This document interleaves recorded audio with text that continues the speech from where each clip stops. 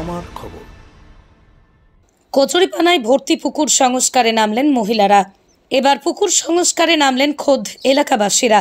সেখানেই মহিলা এবং পুরুষদের যৌথ উদ্যোগে একটি পুকুর সংস্কার করা হয়েছে। সেই পুকুরটি একেবারে কচুরিপানায় ভর্তি হয়ে গিয়েছে। ঘটনাটি দুবরাজপুর পৌরসভার 7 নম্বর ওয়ার্ডের পশ্চিম পাড়ার। উল্লেখ্য, দুবরাজপুর পৌরসভার উদ্যোগে শহরের বেশ কয়েকটি ওয়ার্ডে পুকুর খনন করা হয়েছে, কিন্তু এখনও বহু পুকুর রয়েছে যেগুলো ব্যবহারের যোগ্য নয়। তাই সাধারণ মানুষকে অসুবিধার সম্মুখীন হতে হচ্ছে। এলাকাবাসীদের অভিযোগ, আমাদের এখানে একটি পুকুর রয়েছে, সেই পুকুর একেবারে কচুরিপানায় ভর্তি হয়ে গিয়েছে। কাউন্সিলর এবং পৌরপ্রধানকে বলা সত্ত্বেও সংস্কার করছেন না, তাই আমরা নিজেরাই পুকুর সংস্কারে হাত লাগিয়েছি।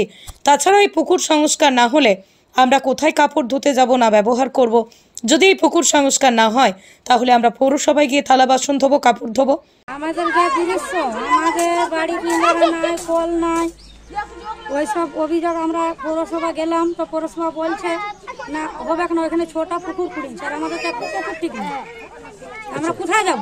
কিন্তু কালকে আমরা কিন্তু পৌরসভা যাবো, টোটো তো সব নিয়ে যাবো, কাপড় চুপড় ওইখানে কাচবো পৌরসভা। চেয়ারম্যান বলেছিল চেয়ারম্যানের রাখবো, থালা হাঁড়ি ধুবো, চেয়ারম্যান দেখে নিবো। আমরা গিয়েছিলাম, বললো কি যে না অনেক পুকুর করা হয়েছে, এটা হবে না।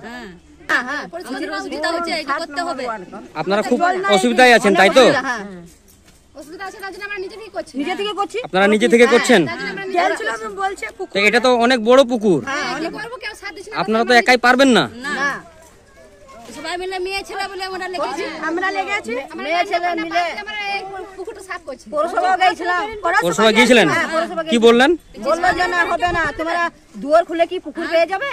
ভাইস চেয়ারম্যান বলছে, ভাইস চেয়ারম্যান বললে কেমন কোনো জায়গা নেই যে দুয়ার খুললে পুকুর পেয়ে যাবে, একটু কষ্ট করতে হবে, একটু যেতে হবে। কথাটা কে বলেছিলেন? আচ্ছা। অন্যদিকে স্থানীয় কাউন্সিলর শেখ নাজির উদ্দিন জানান, এই পুকুর বহুবার সংস্কার করা হয়েছে, আর যদি এলাকাবাসীরা নিজেরা এলাকায় স্বচ্ছ রাখতে পুকুর সংস্কার করেন তাহলে তো খুব ভালো। তবে বর্ষা ঢুকে যাচ্ছে বলে এখন পুকুর খনন করা সম্ভব নয়। বর্ষা পেরোলে এই পুকুর খনন করে সংস্কার করা হবে।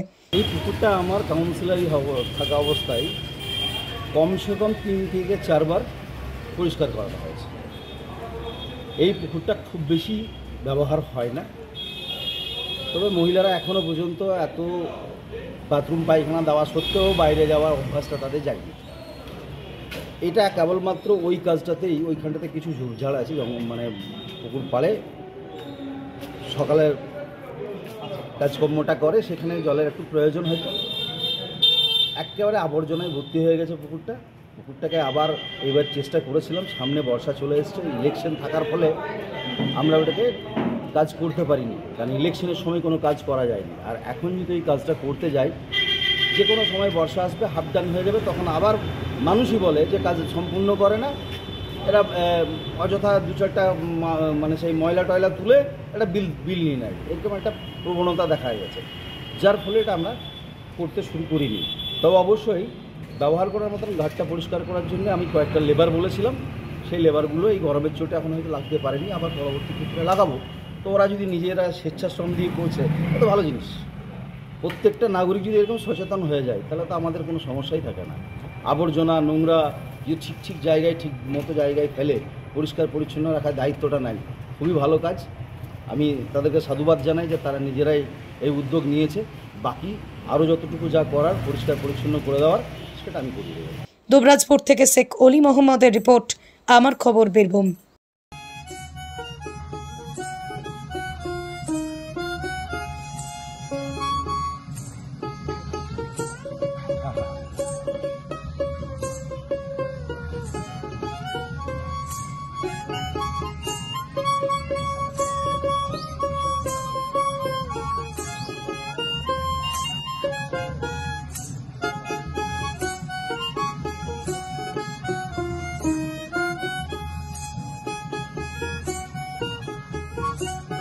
দেখতে চোখ রাখুন আমাদের ফেসবুক ও ইউটিউব চ্যানেলে।